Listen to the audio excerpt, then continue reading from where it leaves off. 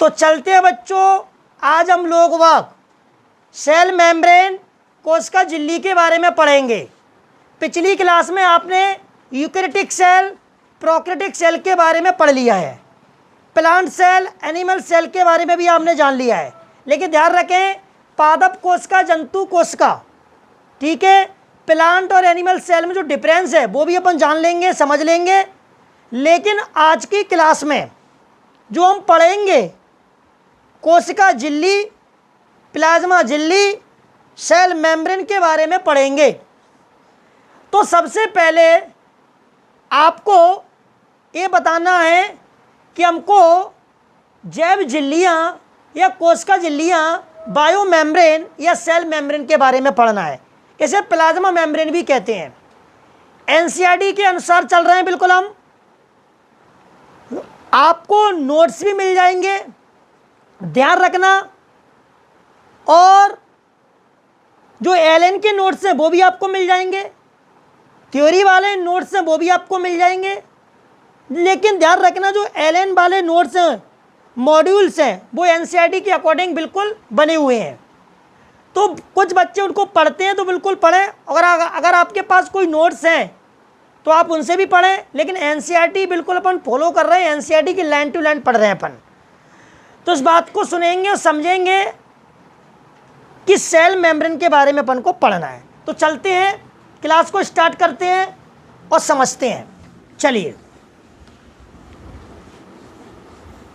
और जो मैंने पिछली क्लास में जो पढ़ाया है, कुछ बच्चों ने अगर वो नहीं पढ़ा हो तो उसको वीडियो को देख लेना, तभी समझ में आएगा आगे का।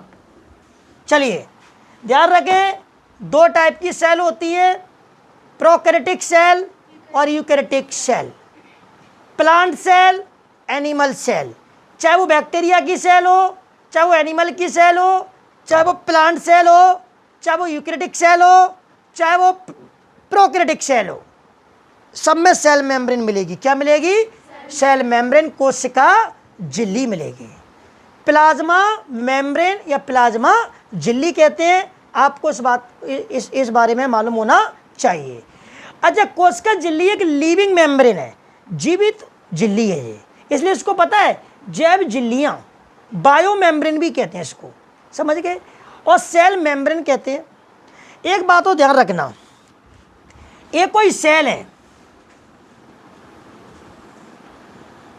और ये न्यूक्लियस है, केंद्रक, इसमें ये भरा हुआ है कोशिका द्रव, साइटोप्लाज्म। क्या है ये? साइटोप्लाज्म, कोशिका द्रव। ये है न्यूक्लियस, केंद्रक। इन दोनों को मिला के हम क्या कहते हैं? प्रोटोप्लाज्म। क्या बोलेंगे? प्रोटोप्लाज्म। समझ रहे? जीव द्रव, क्या बोलते हैं? जीव द्रव। जीवों में पाए जाने वाले द्रव को जीव द्रव। ऑर्गेनिजम्स में जो एक लिक्विड, एक फ्लूइड प्रेजेंट है, उसी को बोलते हैं प्रोटोप्लाज्म। प्रोटोप्लाज्म जीव द्रव दो चीज से बना हुआ है, केंद्रक न्यूक्लियस, और साइटोप्लाज्म बोले तो कोशिका द्रव। आपको मालूम है ये सेल मेम्ब्रेन है, इसे प्लाज्मा मेम्ब्रेन भी कह रहे हैं, इसे बायो मेम्ब्रेन भी कह रहे हैं, इसे प्रोटोप्लाज्मिक मेम्ब्रेन भी कहते हैं। क्यों कहते हैं?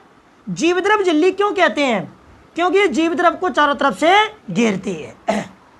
आपने पढ़ा होगा एनिमल सेल, जिसमें केवल कोशिका झिल्ली पाई जाती है, कोशिका भित्ति नहीं होती है, सेल वॉल एब्सेंट रहती है। लेकिन जो प्लांट है, पेड़ पौधे, उनमें सेल वॉल भी मिलेगी और सेल मेम्ब्रेन भी मिलेगी, ध्यान रखना। लेकिन बच्चों, जो कोशिका झिल्ली है, सेल मेम्ब्रेन है, ये तो ऑल सेल में, सभी कोशिकाओं में पाई जाती है। समझ पा रहे आप? चलिए, बायोकेमिकल इन्वेस्टिगेशन, मतलब जैव रासायनिक अनुसंसाधनों से ये ज्ञात हुआ कि जो सेल मेम्ब्रेन है वो प्रोटीन लिपिड से बनी होती है। किससे बनी होती है? प्रोटीन और लिपिड से बनी होती है, ध्यान रखना। चलिए अपन जरा इसको इस बोर्ड पे बनाते हैं और लिखते हैं जरा।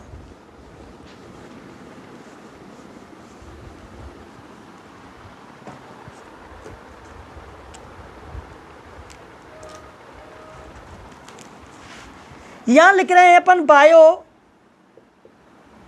मेम्ब्रेन, या इसका एक और नाम बताओ जरा फटाफट से, सेल मेम्ब्रेन। ठीक है, क्या हुआ, जैव रासायनिक अनुसंधानों से यह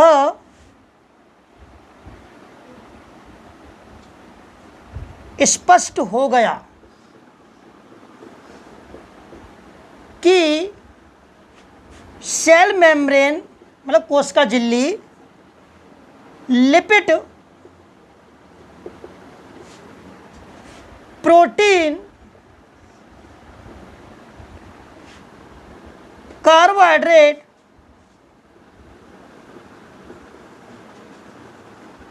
समझ पर से बनी है या पाया जाता है। यहां पर जो जैव रासायनिक अनुसंधान है इसे इंग्लिश में क्या बोलते हैं, bio chemical investigation.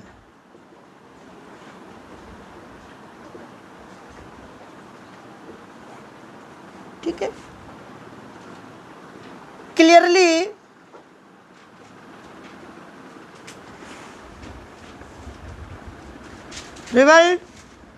revealed that the cell membrane possess मतलब पाया जाता है, ठीक है, लिपिड एंड कार्बोहाइड्रेट, समझ गए, और क्या बोला इसमें, प्रोटीन। ध्यान से सुनो, बायो मेम्ब्रेन जैव झिल्लियां, एस लगा है याद रखना, सेल मेम्ब्रेन कोशिका झिल्लियां, ठीक है, जैव रासायनिक अनुसंधानों, इंग्लिश में बायोकेमिकल इन्वेस्टिगेशन, ठीक है, से यह स्पष्ट हो गया, ठीक है, कि जो कोशिका झिल्ली होती है सेल मेम्ब्रेन, उसमें क्या क्या पाया जाता है बताओ, lipid, protein, carbohydrate. Biochemical investigation clearly स्पष्ट हो गया, revealed that the cell membrane possess lipid, protein and carbohydrate. समझ पा रहे हैं आप?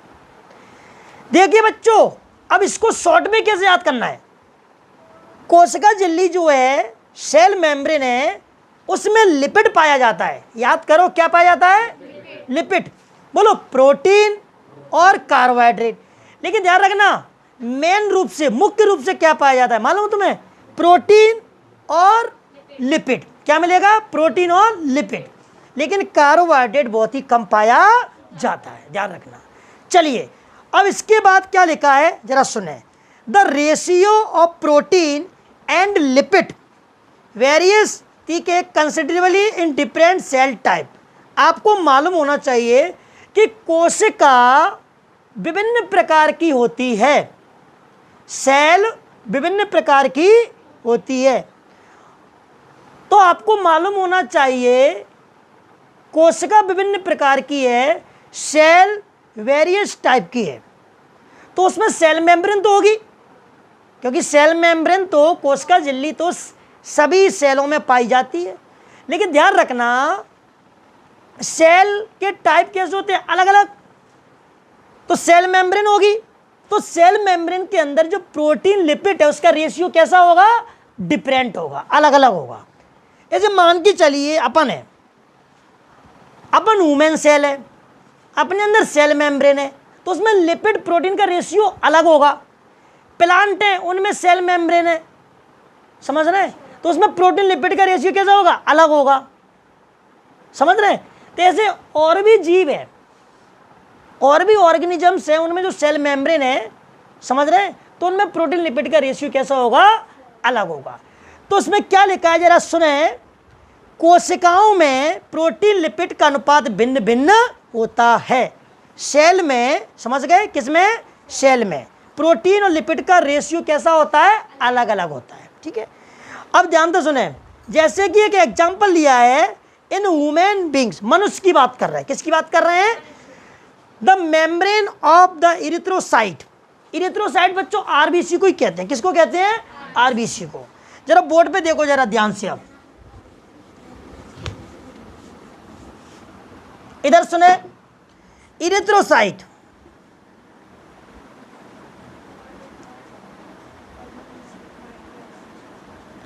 आरबीसी रेड ब्लड सेल, लाल रक्त कोशिकाएं या लाल रक्त कणिकाएं, इरिथ्रोसाइट आरबीसी का ही नाम है, ठीक है। ये किस में बात कर रहे हैं, इन ह्यूमन बींग्स में। किस में बात कर रहे हैं जी, इन, बोलते जाओ, इन ह्यूमन, ठीक है, मनुष्य में। किस में बात कर रहे हैं, मनुष्य में। अपनी मनुष्य, लेकिन मैं मेल हूं, आप लोग फीमेल हैं, कुछ मेल भी बैठे हैं, लेकिन ध्यान रखना अपन ह्यूमन में तो मेल फीमेल दोनों आते हैं। अब बात ये करना है, अपन को ये जानना है कि मनुष्य में से हमने क्या निकाल ली, आरबीसी। आरबीसी एक सेल है, आरबीसी क्या है, एक सेल है। और जब आरबीसी सेल है तो उसके पास क्या होगी, सेल मेम्ब्रेन। अरे दिमाग लगाओ कि आरबीसी कोई कोशिका है, सेल है, तो उसके पास क्या होगी, सेल मेम्ब्रेन, बिल्कुल। चलिए, तो बच्चों लगभग एप्रोक्स, ठीक है। तो ध्यान से सुने कि जो इरिथ्रोसाइट की सेल मेम्ब्रेन है, किसकी, इरिथ्रोसाइट की जो सेल मेम्ब्रेन है, उसमें एप्रोक्स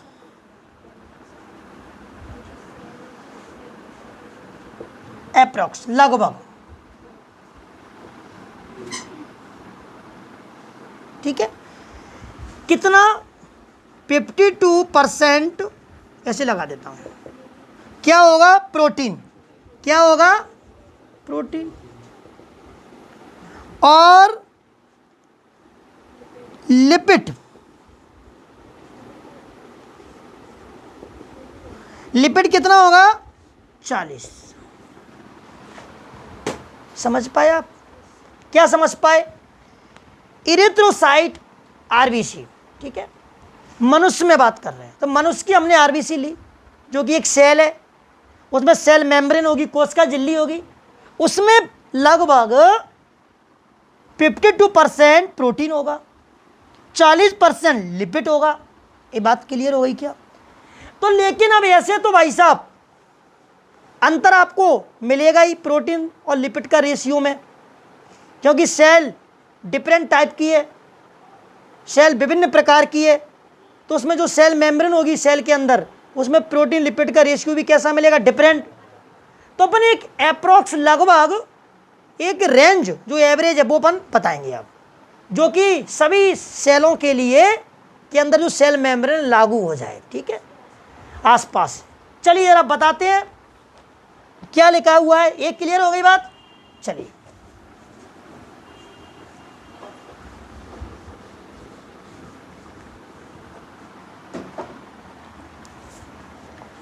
यहां लिख रहे हैं एवरेज, क्या लिख रहे हैं अपन, बोलते रहा करो, एवरेज कंपोजिशन। अच्छा, कंपोजिशन का मतलब जानते हो क्या, संगठन ऑफ सेल मेम्ब्रेन, समझ गए, कोशिका झिल्ली का औसत संगठन। एवरेज मतलब क्या होता है, औसत, और कंपोजिशन मतलब क्या होता है, संगठन। तो क्या बोलेंगे, कोशिका झिल्ली का औसत संगठन, ठीक है। अच्छा, सेल मेम्ब्रेन में जो एवरेज कंपोजिशन पढ़ रहे हैं वो क्या का पढ़ रहे हैं, प्रोटीन लिपिड का, किसका, चलो तो यहां पे लिख रहे हैं लिपिड, किसकी बात कर रहे हैं अपन, लिपिड की बात कर रहे हैं, एस लगा दिए लिपिड्स, क्योंकि लिपिड भी अलग अलग एग्जाम्पल होते हैं लिपिड्स के। तो ध्यान रखना कितना परसेंट होता है भैया लिपिड, 40। अच्छा, कौन सा लिपिड है, लिपिड के नाम भी लिख देते हैं, फॉस्फोलिपिड, फॉस्फोलिपिड। अगला बोलो कोलेस्ट्रॉल, कोलेस्ट्रॉल। अगला बोलो ये ग्लाइकोलिपिड, ग्लाइकोलिपिड्स।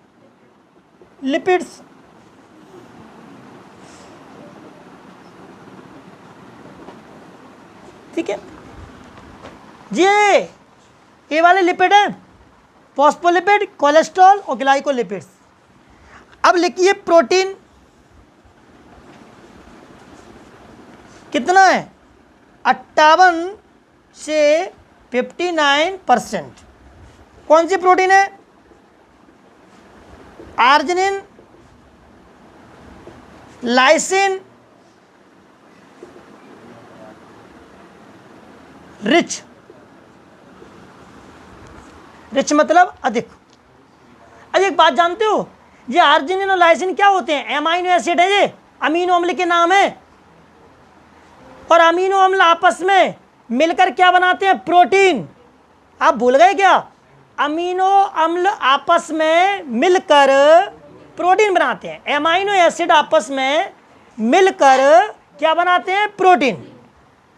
तो भैया ये प्रोटीन। अब लिखिए कार्बोहाइड्रेट। कार्बोहाइड्रेट कितना होता है, 1 या 2%।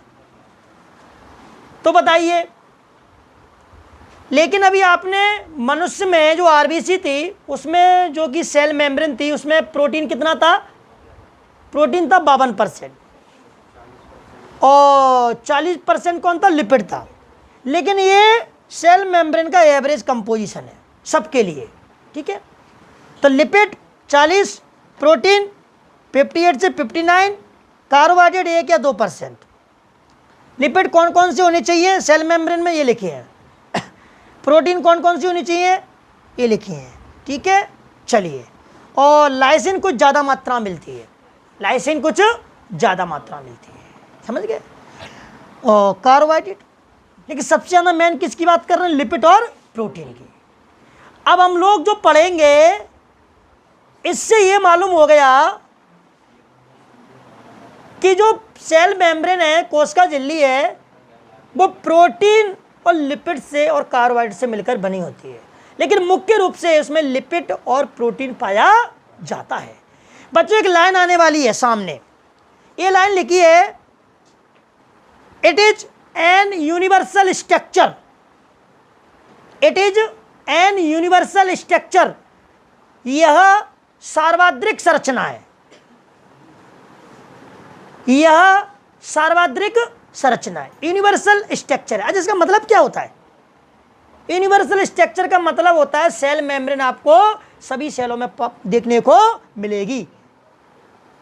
जो चीज सब जगह होती है उसे यूनिवर्सल बोलते हैं। क्या बोलते हैं, सर्वव्यापक, सर्वसंपन्न गुण कहते हैं, सर्वसंपन्न गुण, सर्वव्यापक, सार्वत्रिक, समझ गए। तो कहने का मतलब ये है, यह एक सर्वव्यापक संरचना है। कौन, सेल मेम्ब्रेन। कौन, कोशिका झिल्ली। And structurally cell membrane of prokaryotics is similar to the eukaryotics. मतलब यूकैरियोटिक सेल और प्रोकैरियोटिक सेल के अंदर जो सेल मेम्ब्रेन है उसकी संरचना कैसी है, समान। कैसी है भैया, समान है। और कैसी है, समान। मतलब संरचना की दृष्टि से अगर देखें, स्ट्रक्चर के तरह से देखें, मतलब संरचना की दृष्टि से देखें, स्ट्रक्चर की तरीके से देखें, तो बच्चों प्रोकैरियोटिक सेल में जो सेल मेम्ब्रेन है और यूकैरियोटिक सेल में जो सेल मेम्ब्रेन है उसकी संरचना कैसी, उन दोनों की समान है। इस लाइन का मतलब समझ रहे हैं मैं क्या कह रहा हूँ। अगर आप यूकैरियोटिक सेल के अंदर सेल मेम्ब्रेन की स्ट्रक्चर देख रहे हैं, आप प्रोकैरियोटिक सेल में जो कि सेल मेम्ब्रेन की स्ट्रक्चर दे रहे हो, दोनों की कैसी मिलेगी, आपको समान मिलेगी स्ट्रक्चर रूम में, समझ गए। अब बच्चों structure of bio membrane, heading क्या है, स्ट्रक्चर ऑफ बायो मेम्ब्रेन, मतलब structure of cell membrane, structure of plasma membrane, मतलब कोशिका झिल्ली की संरचना पढ़ रहे हैं। तो बच्चों अलग अलग वैज्ञानिकों ने अलग अलग तरीके से मॉडल दिए। क्या दिए, मॉडल दिए, मॉडल।